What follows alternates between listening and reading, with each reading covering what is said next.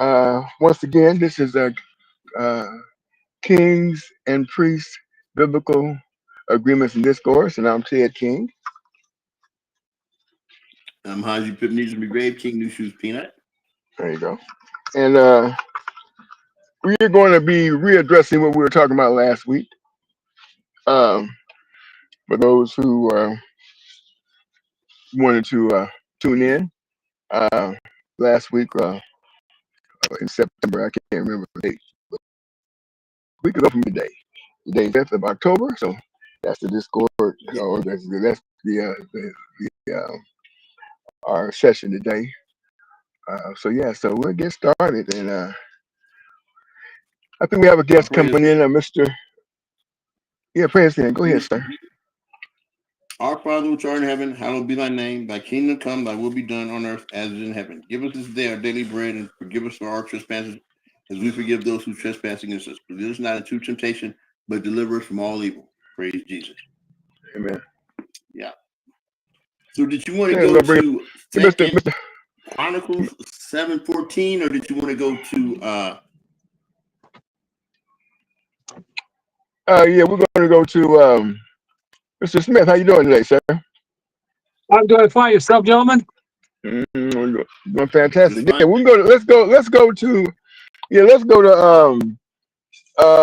Leviticus Leviticus 26:14. Yeah. Okay. Yeah, let's start with that. 26. Okay. Yeah. Okay, Leviticus 26:14 through 17. And it reads in the name of Jesus. It reads in the King James Version. It says, "But if ye will not hearken unto me, and will not do all these commandments, and if ye shall despise my statutes, or if your soul abhors my judgments, so that ye will not do all my commandments, but that ye break my covenant, I also will do this unto you. I will even appoint over you terror, consumption, and the burning anger that shall consume the eyes and cause sorrow of heart. And ye shall show your seed in vain, for your enemies shall eat it. And I will set my face against you, and ye shall be slain before your enemies. They that hate you shall reign over you, and ye shall flee when none pursueth you." That's how it reads in the name of Jesus. Okay, that's right. Okay, yeah. So right now we have a situation with the president. President is our president, which is Donald J. Trump. He is making a statement over the air that he has given the green light for Israel to go ahead and do in the Palestinians if they don't comply with the agreement that they put out. So these are the things that we need to be careful of because in this land where we live in, this America is the most powerful military force in the world. Of course, we have other countries that have the bomb as well, but the nuclear weapons. But the United States is still the most powerful. Something's happening. So anyway, so that's what we need to be careful of.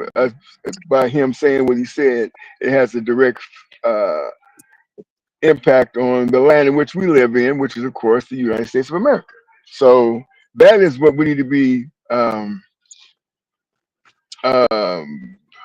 aware of. Not only that, with what is also going on in the United States.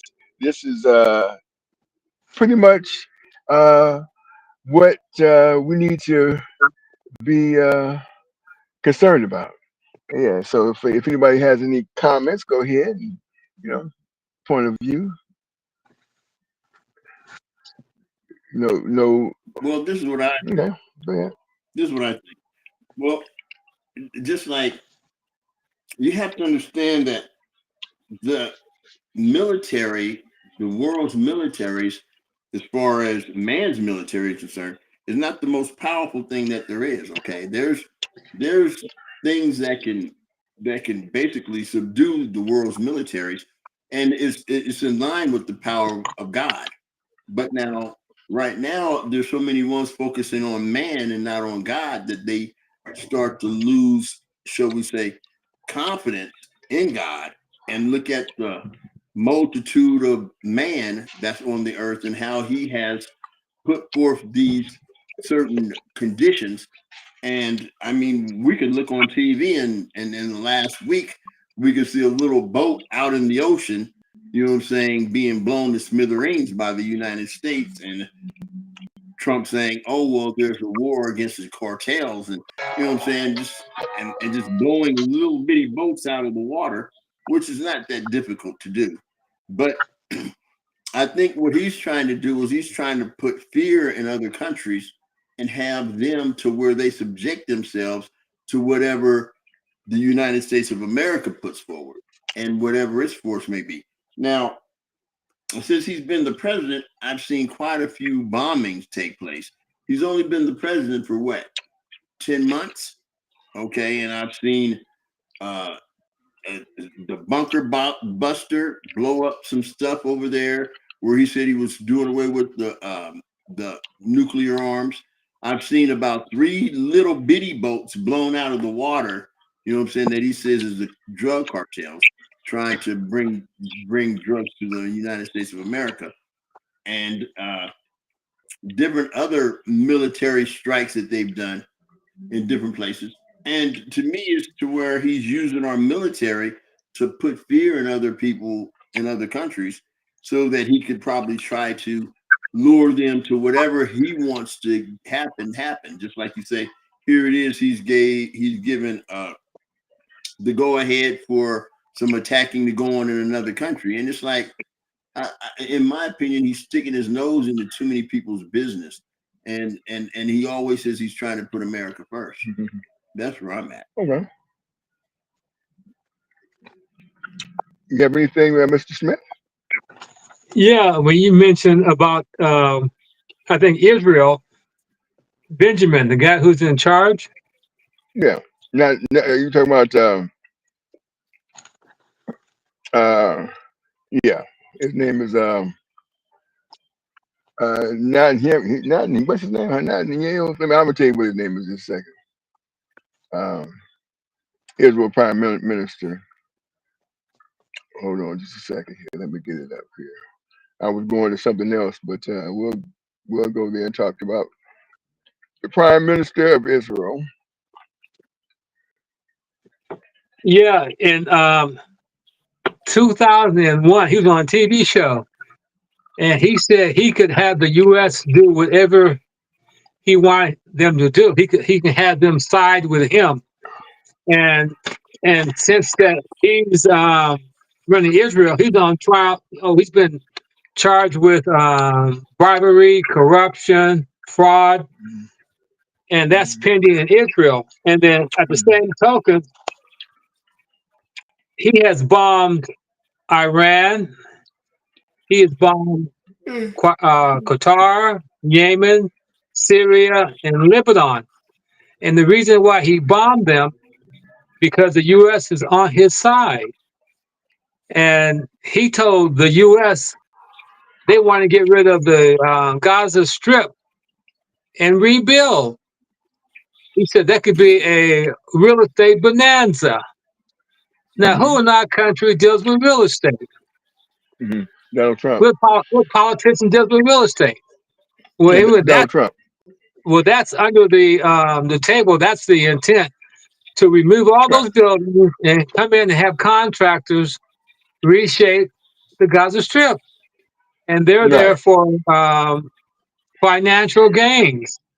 Right. and he's the one that runs Israel. He's under a lot of pressure right now, and if he were to be reelected, they say he wouldn't win. But he's like the person that runs this country, facing a lot of criminal charges based on his involvement with politics. Now, his wife, she was accused of spending money that she shouldn't spend, and she had negotiated a deal to drop the charges. So when it comes to Hmm. Mr. Trump, he's in alignment with Israel, Hmm. and what they're doing to the Palestinians, Trump has gave him his approval. Hmm. And the Right. bottom line is, at the end of the day, all those buildings that were bombed, destroyed, removed, demolition that took place, they're going to require contractors to come in and rebuild. Right. And that's going to be a real estate bonanza. But that's exactly right. Here, Right, let me read this real quick. Let me read this real quick. It says here, and this was uh,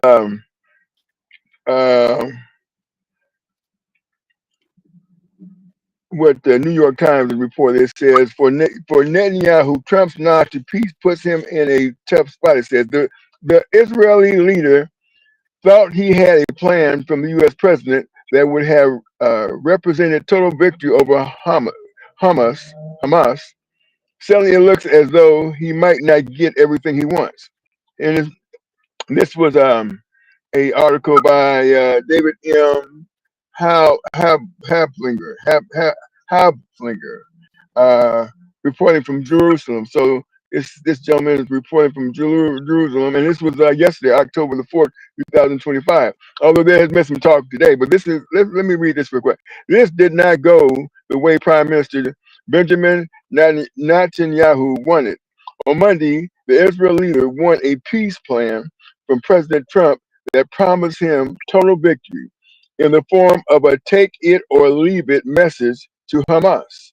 The militant group would have to release all the Israeli hostages remaining in Gaza within 72 hours, lay down its arms, and surrender any role in the territory's future. Or Israel would be given a free hand to pursue the group's destruction. And this is what they were talking about earlier today. Uh, I was listening to the radio. Okay, so on Friday, responding to a new ultimatum from Mr. Trump, Hamas announced that it was ready to release all the hostages, but it right. said nothing about how soon it would do so. Demurred on delaying down its arms and said it wanted to discuss the details of Mr. Trump's plan. Goes on further to say the Senator Lindsey Graham, a close ally of Mr. Netanyahu, this was in essence a rejection by Hamas of the president's proposal. He wrote on social media. To Michael Herzog, Mr. Netanyahu, the former ambassador to the United States, it was a no cloaked as a yes, he said in an interview. And I don't know what that means, but that's what it says. Yet Mr. Trump embraced the Hamas statement as an unqualified yes. Based on the statement just issued by Hamas, I believe they are ready for a lasting peace. He wrote on social media. Israel must immediately stop the bombing of Gaza so that we can get the hostages out safely and quickly. So all this is, of course, like you said, appears to be smoke and mirrors for this situation with Gaza, putting this new Gaza. Uh, anyway, there was a video on it on how they were going to change it to like a resort. Right. Right. Yeah, Finances. And, yeah, hey, right, yeah, going back to the guy who runs Israel, they got a thing called the Abraham Accords. Have you heard of that? yes, Okay, Abraham Accords. That's where the UAE, Sudan, Morocco, and Bahrain agreed that the Arabs should abandon their long-standing policy of having a Palestinian state. So there were four countries that went along with Benjamin, saying that because the Arabs were saying we have to agree upon having a Palestinian state, and there were four Arab countries who agreed with Israel, saying we will not accept that. We will not accept that. So that's his biggest accomplishment so far. The Right. Abraham Accords for Benjamin.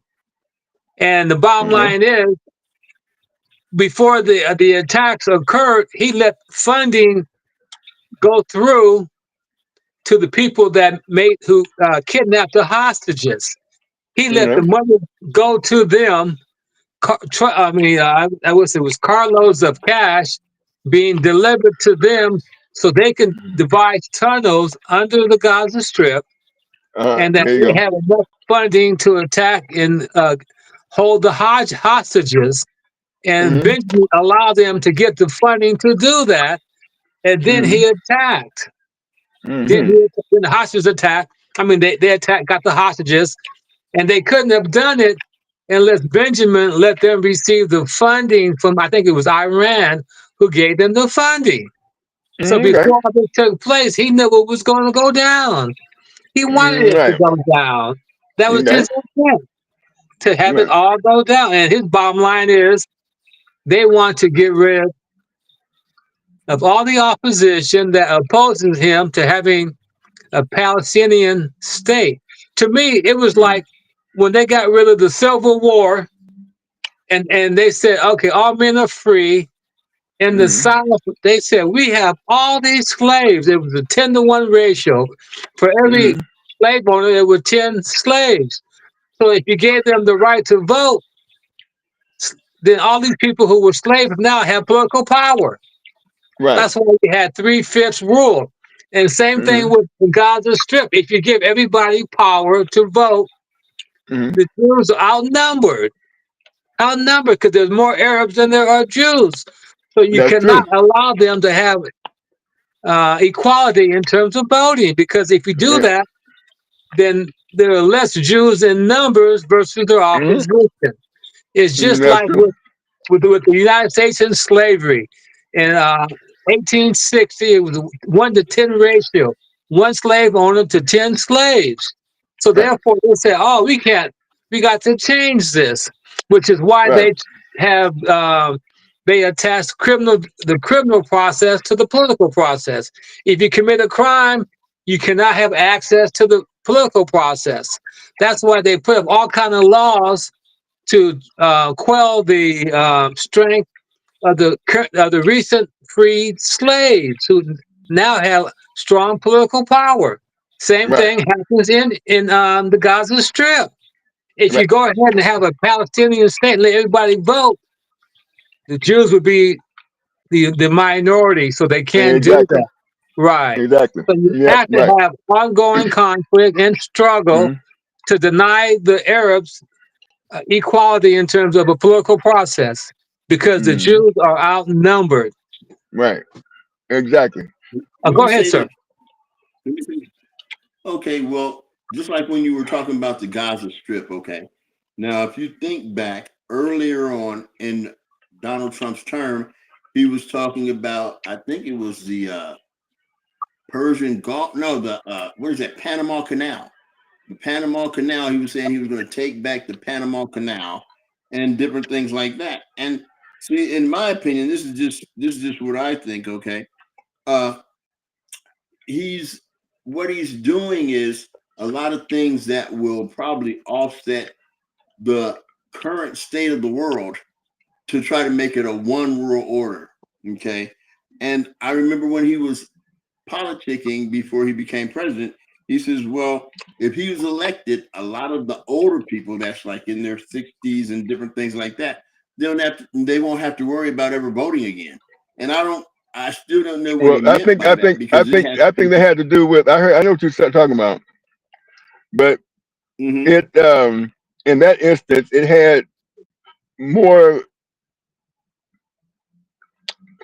to do with the evangelicals having to worry about voting again.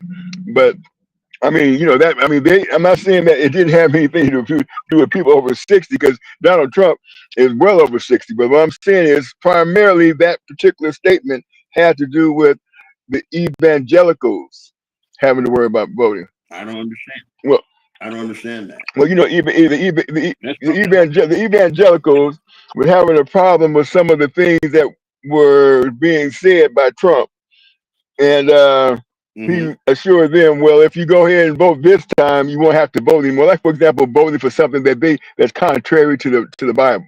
So he said, well, if you vote this time, you won't have to vote anymore if anything else comes up that's contrary to the Bible. And that's basically had to do with the evangelical.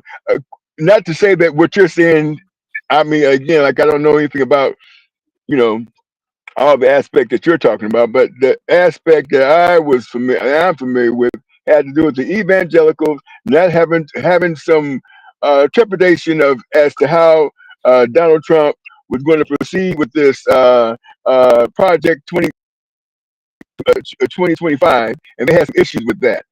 Yeah, 25. yeah, and so he went ahead and said, sure. And well, this will be probably the last. This may be the last time you'll have to worry about voting. So that's what he was saying in terms of what we're going to take over. We're going to try and demolish democracy, and then we'll have this dictatorship thing going on, which is what he's trying to do.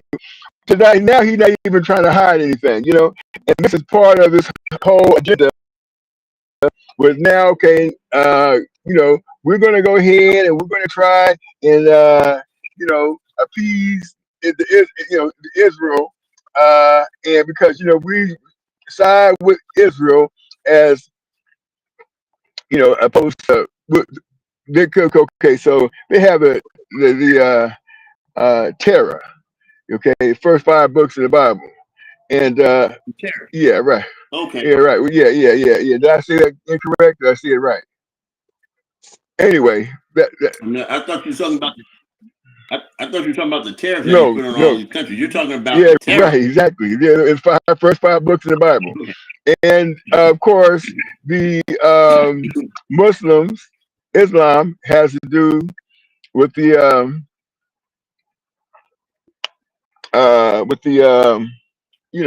Quran. So that's the difference. Yeah, their Holy Bible, the Holy Bible is of the Muslims. The Islamic faith is the Quran, the Quran, the Quran. So that's where that's all. That's where they're siding with people who biblically are into what some of the, not all the scriptures of the Bible, because they only adhere to the first 5 books in the Bible. But still, that's what they adhere to. Bible principles up to the first five books in the Bible. So, but anyway, this is what I wanted to go ahead. I'm gonna go ahead and let you say what you had to say, Mr. Hazy. New shoes green. Go ahead and finish what you're saying, and then I'm gonna read this after you get done with your statement. See, all I wanted to say was that, here with the Panama Canal, he was like, America's going to take back the Panama Canal from, whoever, the Panamanians, and different things like that. Now, I don't know whatever became of that, but, there's not a lot of talk of it anymore. But a lot of the things that he delves into, it seems like it has to do with things that are big, let's say, transport routes for shipping lanes, okay, right now, just like the Gaza Strip, just like the Panama Canal, different things like that. And I think that, he's trying to make it, like I was saying earlier, I think he's trying to make it this one world order to where, he's the dictator and different things like that. But another thing that came up since in the last couple of weeks is that there's people that's putting his mental stability on contest. You know what I'm saying? They've been having people that say, well, Donald Trump, we believe that the 25th Amendment would apply because he seems like he's a little deranged mentally. And so they're starting to push things in that direction. I don't know how far that'll go, but that'll be interesting to see how it concludes. But like this here shutdown, this government shutdown that's going on, I think I think it's kind of crazy, but you can't say that it's not you know something that might work out for him, because I think what he's trying stuff is like totally new and something different. Well, we're gonna just do it anyways. You know what I'm saying? Because you have to look at damn near his whole presidency as something new and something different. You know what I'm saying? A president with 34 felony convictions and stuff like that. It's totally new and totally different. So he's trying a whole bunch of new stuff. Right. Well, But yeah, well, you know what I'm saying? I think that well, to that statement that you just made about the felonies, um, Mr. Smith and I had a conversation earlier this week about that, and it appears as though felonies doesn't stop you from becoming the president of the United States. I mean, definitely. there's certain things that statewide, I guess they can depending on what kind of felony it is, where they Hey, can take you off. Ken, I was gonna say, the audio seems to be kind of like messing up on my end. I don't know about your I end. don't know, my audio was fine. Everything. What about A you? little bit. When you get a chance, some things I wanted to address, but yeah, a little distraction, But anyway, yeah, Okay, go ahead. but okay, so I'll just say this, and then I'll read this real quick, and then I'll defer from there. Um, um,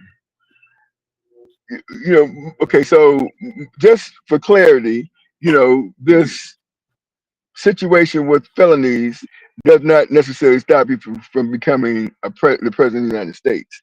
And again, we had that That's conversation earlier when Mr. Smith and I did a podcast.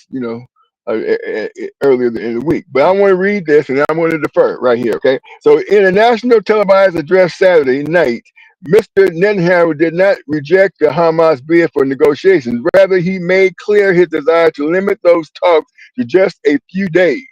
In other words, he wanted to go ahead and he wants to act, as soon as possible if they don't adhere to what he wants.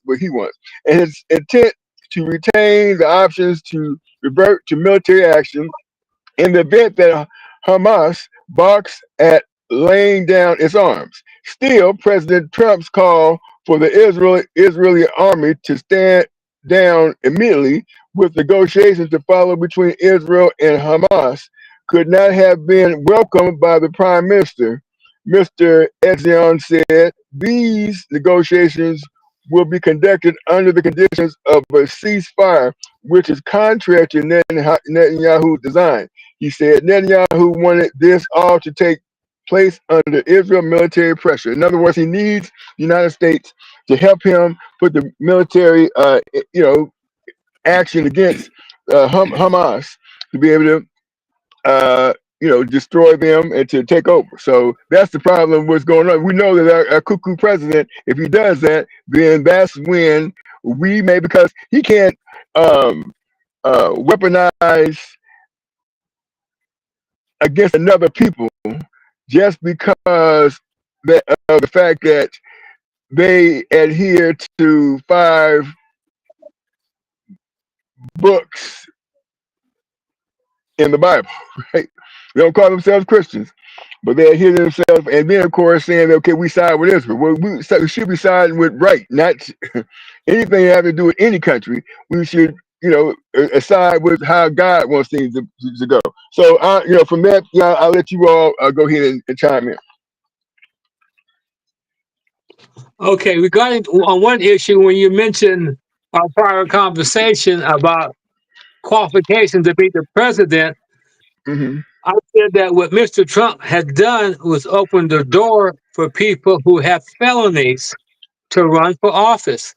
Now, to Right. be the governor of California, the governor of Delaware, the governor of Texas, if you have a felony, you're disqualified Okay. to run for office. Right. So what Donald Trump has done is said, well, I have felonies and I'm in a higher office than California, than Delaware, than Texas. So someone's going to bring that to court and say, if Trump could be the president, California does not have as much power as the president. California does not have as many people under his jurisdiction as the president. So we have to get rid of that qualification that disqualifies people from running for governor in California and Delaware and Texas and other states. And they're going to do that. And to run for office, you need the national political Democratic committee or the Republican National Committee. And with them, you have to be qualified. They got a term called turpitude. I think it's turpitude. If you do More, something more, that more, more, more, more, more turpitude. More right, turpitude. Yeah, and right. that would Okay. Mhm. disqualify you from running for being selected because they have delegates that choose who's going to run for office. Right. And in the past, having a felony would provide negativity to your Hmm. selection to run for the office representing them. But Right. what Donald Trump has done is change that. And the Hmm. reason why I said that to run for office, you need money from people. Now, Right. Ted, if someone says, I'm going to run from office, but I only had 3 convictions for child molestation, are you going to give that person funding to run for office? I'm So not. that's why I said Donald Trump has opened the door. Well, I have all these convictions. And Donald Trump said, Right. I don't need your money. I have enough money. But at the end of the day, he's taking their money. So he's opening the door for people to be able to run for office because the states have all that restriction involving felonies for all kind of Right. offices. Now, if Right. the Well, highest office in the land can accept a person with felonies, then everybody underneath what that they may be challenged in court. right. Now the Well, and, go ahead and I was okay. going So to go ahead. okay, so I just want to say, I just make this point right here. That situation with Donald Trump, he had the billionaires behind him, which is we hear the word oligarchy, and that's when you have a small group of affluent, you know, rich individuals come together to help a person with their agenda to, in this case, to be a dictator, right? So, these are oligarchs. In other words, like the Right. Jeff Bezos and the Mark Zuckerberg and what I say, and Elon Musk. Those individuals, right? Those are the class that there's not they're being tagged as oligarchs, okay? Because they Do went they have ahead and felonies? they don't Do have they have felonies, but they any? have money. No, Okay. they don't have felony. They have money to help Right. a felon. They help a felon get into position to go ahead and become the president. Now, also, you figure, well, okay, now they have to get the voters, right? You have to get the voters. Now, I don't have the video, but there was a very, very good uh, uh, a illustration. This lady illustrated how these why Donald Trump would get all these white votes. Okay, like for example, here's a good example. If I took a white man's car and he called the police on me, and the police apprehended me, said this is his car. I said, no, this is my car because he owed me money. They would make sure my story was correct, right? And they would make sure if my story didn't jive, I'd be in jail. And they might even put me in jail before I was able to explain my story. But if he took my car, which happened to me now, it happened to me. I'm telling you something that happened to me. Took my cars, all my properties, and said, "Oh no, he owed me money." Then the police would say, "Well, you don't have to take him to court." I have to take him to court. No, this is my car. This is not none of these cars in his name. This is my property. I don't owe him nothing, right? But they would go ahead and listen. 7 years, I ain't got my stuff back. Okay, 7 years, I ain't got my stuff back, right? So she was explaining that no, Donald Trump and those oligarchs are not going to help those poor white people get rich. But what they will do is they make sure they have more protection for police, more protection for get homes and loans. And yeah, they do all this. This is what she explained. And this is the reason why they she said they make them feel important. Okay, because they have certain privileges. For example, police come knocking on their door and see, oh, it was a disturbance, a big disturbance. Well, here goes a good example. He further went on to say, if that wasn't the case, how did all those people with insurrection, how were they able to now be walking the streets free? Or how were they able even to get to the Capitol, to go in there and cause all that chaos and walk away, be able to walk away and go back home without being arrested, shot, or killed, or whatever? One person got killed, we know that, but for the most part, all of them came in, did what they did, and went back home. Yeah. Yeah. So Yeah, that is what her explanation is to how, when Donald Trump comes in and make these promises, let's make America great again. Let's take this agenda back to 1950 when we were 90% of the population. Yeah, that's how. Yeah, yeah. But see, what behind all that is called the Heritage Foundation. That's okay. behind everything. And to give you an example, when they were against, they said, get rid of abortion, okay? And they want to get rid of abortion. That's not their true intent. Yeah. When you have a baby, were they involved with the process? No. God gave the woman the right to determine her fate with the child. And they Right. said, well, I'm pro life. I said, right.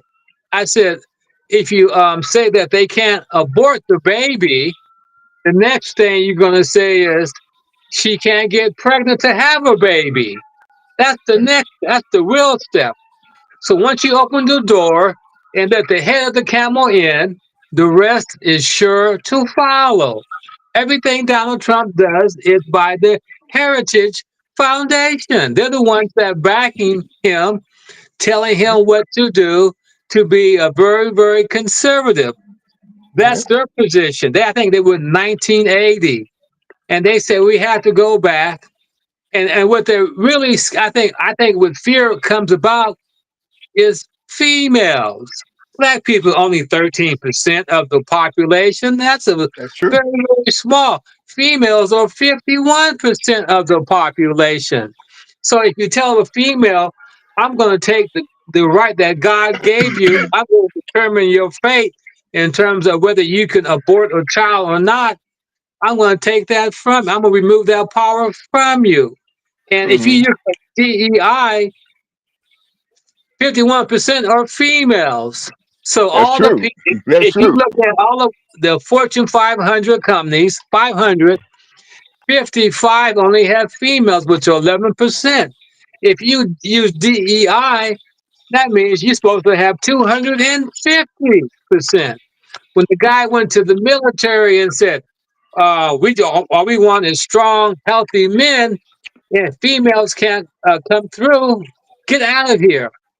And now they're saying Apple, Google, all the companies saying you don't need a college degree like you did before. And why is that? Because more females are getting college degrees. That's exactly right. That's exactly Right. right. So the bottom line is, well, we're going to lose our power base because if females start thinking and say, hey, we got more females than males, we could take over. So the males said, well, we got to change the rules. We got to That's make right. sure that we're in charge. And that's what DEI is. It doesn't have Hmm. it. When you, to justify it, you point to the minority. Look at black Right. people. They're not Exactly. qualified. It's not for them. That's a Exactly. smoke Exactly. screen. That's a smoke Exactly. screen. That's exactly what that is. That's exactly what Right. that The is. real screen is females. And once females get together and start thinking, if you go back in past, they said that, that Kirk guy, I listened to what he said. Yeah. Charlie Kirk. Right. And people tell me, well, he helped black people. He had some black people that didn't have anything. He helped them. And my reply is during the Confederacy, they had 300 black people who fought for the Confederates. 3,000 black people who fought, and they go to see black people on our side. So therefore, slavery must be condoned because we got Hmm. 3,000 black people fighting for us. So Right. therefore, they use that to condone slavery. And what Charlie was saying is, I help black people. You see, so come on my Hmm. side. Come on my Right. side. But the Right. bottom line is, he said, I gotta get rid of the DEI. I Hmm. gotta get Right. rid of. I gotta let people apply to the colleges that's who been denied because you get more Right. minorities coming to the colleges. I said, Right. look on a historical basis, black people were denied for 200 years. So Right. now you're saying, well, they have a chance to catch up. I gotta Right. take that away. I don't Right. want to do Exactly. Well, look at it this way, Mr. Smith. You you and I used to run track, right? And it. let's Yeah, say for example, let's say for example, um, um, I gave you my shoes, right? what you So did in reality, yeah. I gave you my shoes, and you decided that you know you're gonna run the 440 one lap around the track, right, and you took off, right? And I'm sitting here. I'm in this. I'm listen. I'm in got the same race as you, and you took off, but you took off with my shoes, right? I don't have no shoes, but I need shoes to run, right? And you couldn't even run a 220. I mean, to a 440. Let me just hypothetically speaking, you couldn't run a 440, but you were able to get around that track and get your lap in before you handed me back my shoes. In other words, you had a big head start, right? And oh, by the way, you can't expect me, right, to ever catch up because when you passed me my shoes, the race was over. You won, right? Yeah, the win. Yeah, you had already once you crossed the finish line and hand me my shoes, you won the race. So, in hindsight, we are so far behind, we cannot ever get into. I mean, based on how things are going now, we'll never be able to catch up, ever, right. ever. But they say that out of difficulties, miracles That is rise. true. And the reason why Mr. Trump is saying what he said when you mentioned the Suez Canal, it's all about money. It's always Right, been about money. Plan to 2024, 25, it's about money. They want to reduce corporate taxes. They want to reduce individual taxes. If you go back in time in the 1920s, the rich paid 90% of their money to taxes. And the rich said, this is ridiculous. And back then, if you went to public service, you working for the public. You want to make sure they're okay.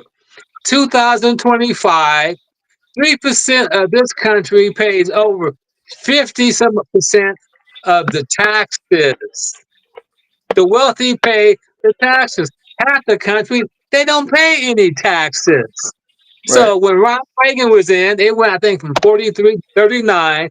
Donald Trump took it from 39 to 36, and they want to mhm, make it lower. The whole right. thing is about money. And they said, Absolutely. why should we support people who don't have any money or people who have little money? You got to carry your own weight. That's why they want to get rid of the federal workers. They want to reduce the federal workforce because a lot of their money is going to the taxes, and they're the ones carrying this country. 3%, 3% of the people. And who's behind the Heritage Foundation? 3% of the people. Who wants to cut taxes? The Heritage Foundation, 3% of the people. And Donald Trump is their spokesperson. Now, I don't have any money, but if I was one of the 3%, I might say, that's right, cut my taxes. I want more money. If people with money, people with power, they want more money and more Right, power. So I understand where right, they're coming from. And they said, I pay taxes, and there's 1,000 people that sit on the behinds getting a check for my taxes, not doing anything, don't want to do anything, don't want to work, getting Section 8, and here I am paying 50% of my income to taxes to carry them. And they said, this got to go. So we right, got to reduce the workforce, which means the money that's going into the taxes to the general fund is most of it's coming from the 3%, the wealthy. And there Right. are sick and tired of people who are of color, who have no color, or whatever color they have, who are working and get money back. They're working and get money Right. back. And John says, I'm working, I got to pay the taxes. And they said, why? You're getting $20 million. And I feel like saying, well, the reason why Joe gets $20 million, he's running a company, he makes the decisions that they may lose $200 million. So his compensation is based on the consequence of error. When a doctor, Right. the reason why a doctor gets a lot of money, if he makes a mistake, the patient dies. So the consequence of his error is relatively high. That's what Right. pay. That's what your pay is based on. The consequence of your mistake. A secretary makes a mistake with a pencil, she gets an eraser.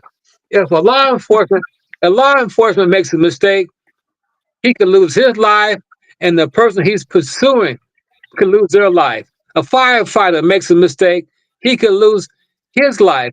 And when it comes to law enforcement, people don't understand the cops. God works in a strange way. Cops said, I'm going to arrest all these black people. I'm going to shoot black people, blah, blah, blah, blah, blah.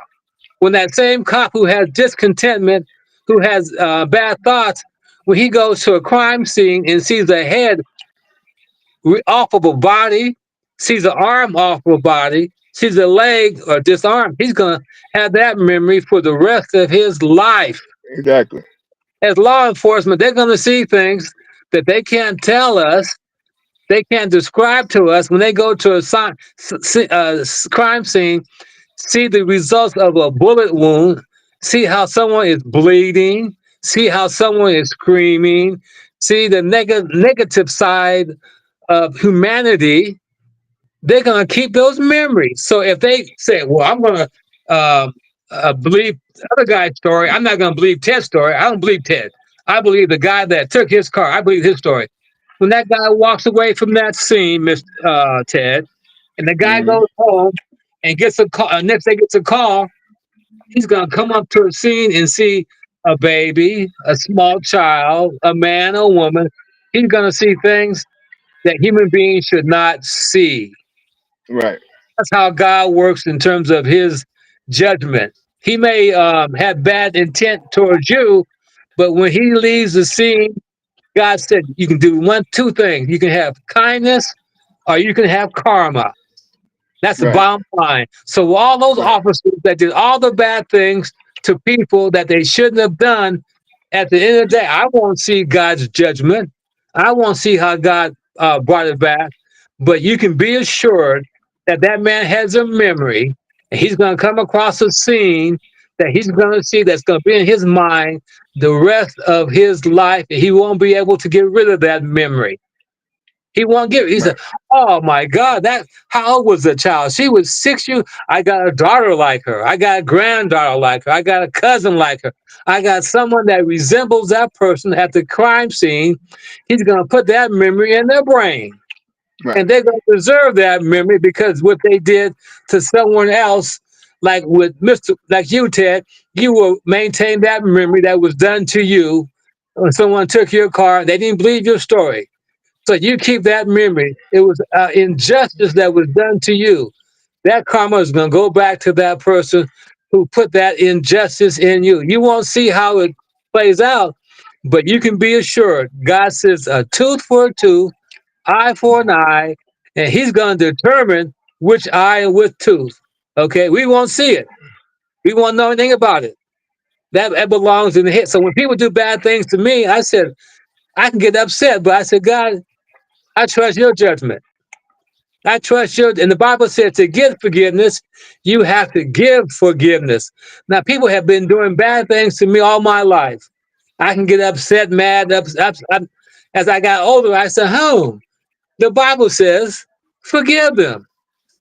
I said, okay, everybody in my past life, my current life, in my future life, if you did something bad to me, I will forgive you.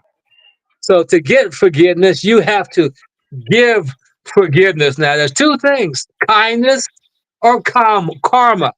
Which one do you want? Which one do you want? So when I see someone who says, hey, look, someone says, sir, do you have any change? I said, how much do you need? Because that's God speaking to me through him and give me the tip. He wants in front of McDonald's who doesn't have any food. I said, are you hungry? 10 out of 10. They go, yeah. I said, what kind of food do you want? I'll take a burger right here. You go. They go, thank you. And I said, well, you're not the only one that had things done to you that was wrong. I said, I was at one time married, and my father, dad, went behind my back, and did things that I don't even want to talk about. Do I get mad?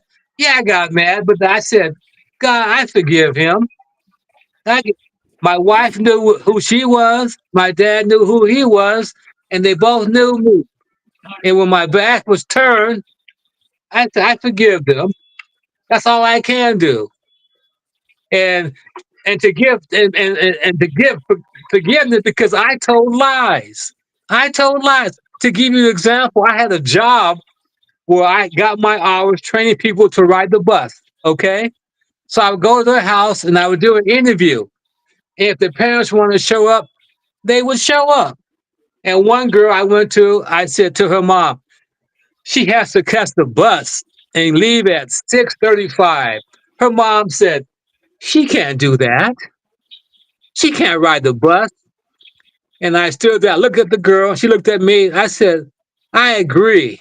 Because for her to ride the bus, I got to get up at 4:30 in the morning, take a shower, leave my house at 5:20, get here at 6 o'clock, and have her and I walk her, leave her house at 6:15, get the bus stop at 6:30.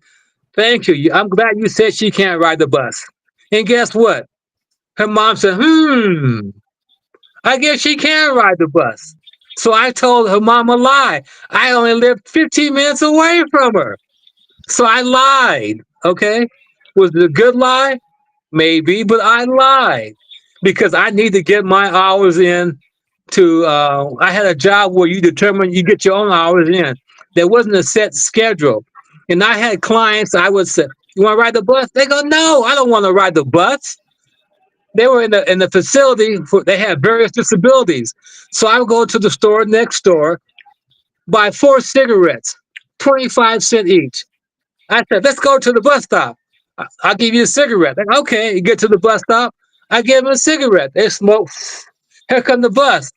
I feel pretty good. So we got in the bus and we rode. We rode to Southgate, to Flora Mall, to Sunrise Mall. They got Sunrise Mall. I said, have a seat at McDonald's. I go get them a McDonald's child's plate. I gave them a hamburger, a fry, and a soda. They go, are you going to eat? No, I got to do the work. Make them feel important. So after they get through with the hamburger at 12 o'clock, I gave them a cigarette. And then we ride the bus from Sunrise Mall to Arden Mall, back downtown, and get back to the facility, get off the bus. I give the 3rd cigarette. And then when they go back to the facility, I said, here's your 4th cigarette. So people at my job would say, how can he even train all these people? Who wants to ride the bus? Who wants to ride the bus? They go, Hemo, I want you to train people. I'm not training anybody. I'm not what I'm doing. I'm not telling you what I'm doing. So you Right. see, and like for example, Ted, you know at the laundromat where we're at, where you Yeah. I laundromat. Okay, you know Yeah. where McDonald's is right there next to laundromat. I do. Okay, like I would say, I gotta give Ted his bus pass, which is 2 blocks away. Okay, 2 blocks away. So I would take Ted, get him on the bus, and we go downtown. We go Arden Mall. We go Sunrise Mall. We go Florida Mall. We go Southgate Mall. We go and come back down to the McDonald's.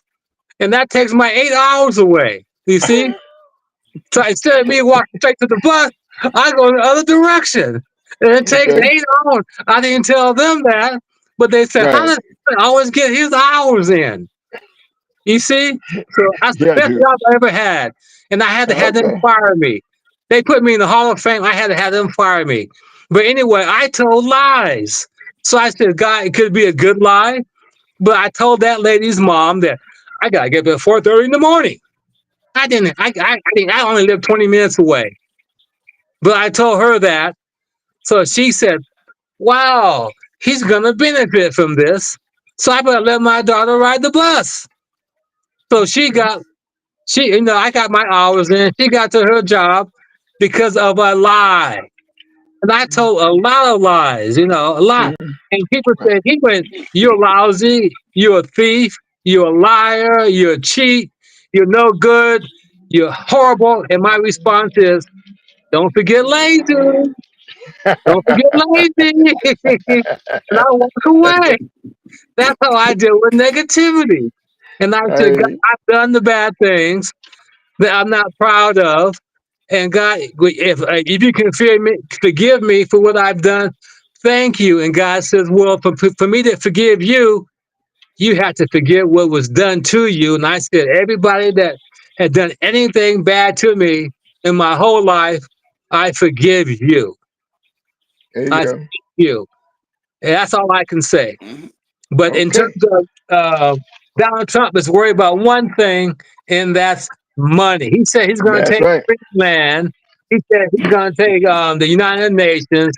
He said he was going to bomb South Korea. All he wants to do is have fear.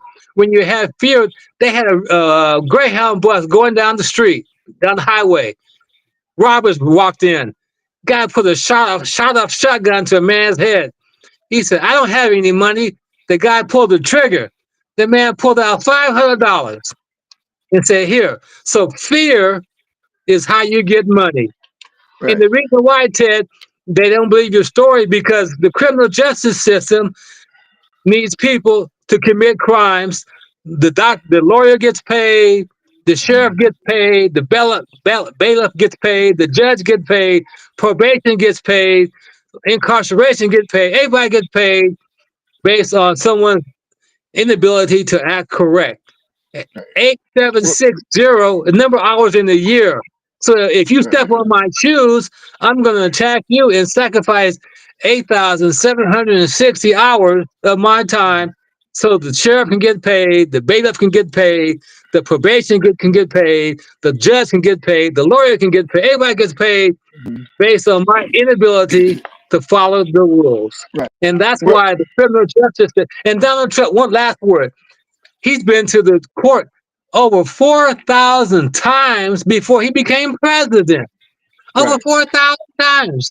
So he used the court as his shield. And everybody is innocent until guilty. So he just throws stuff against the wall and see if it sticks. See Correct. if it's, and he used lawyers, they call them wizards. Go Hmm. back to Right. Greece, a guy said, I can win on either side of the story. I can win on my Hmm. side, on your side. There was a basketball coach at Hmm. Indiana, Billy Knight. He said, I can win Hmm. with my team, or I can win with your team. Right. And Donald Exactly. Trump uses the political process, which every man is innocent until proven guilty.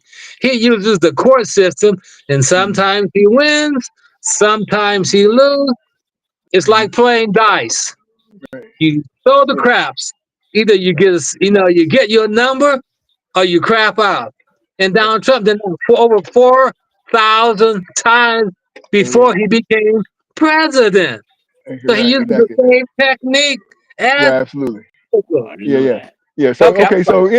So what we got here is we got a couple more minutes before we have to close the show before we get to an hour. I want to say that you know what they know in my case they believe me because they know I'm telling the truth because documentation says that the police report says that. Okay. With that being said, I'm going to pray us out. Heavenly Father, thanks again for allowing us to come to this platform to speak about your word to engage with.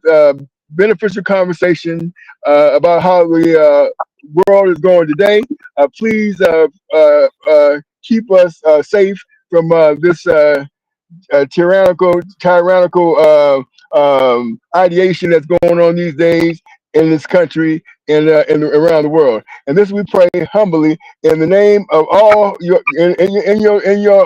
all your prophets in your son's name and your bride, the earth. Amen. All right, Amen. folks. That's it. Amen. Praise Yeah, the Lord. okay. We'll see you on the Praise, next one. praise Yeah. Jesus. Okay. All Thank right. you. Good night. Yeah. Bye, Thank gentlemen. you.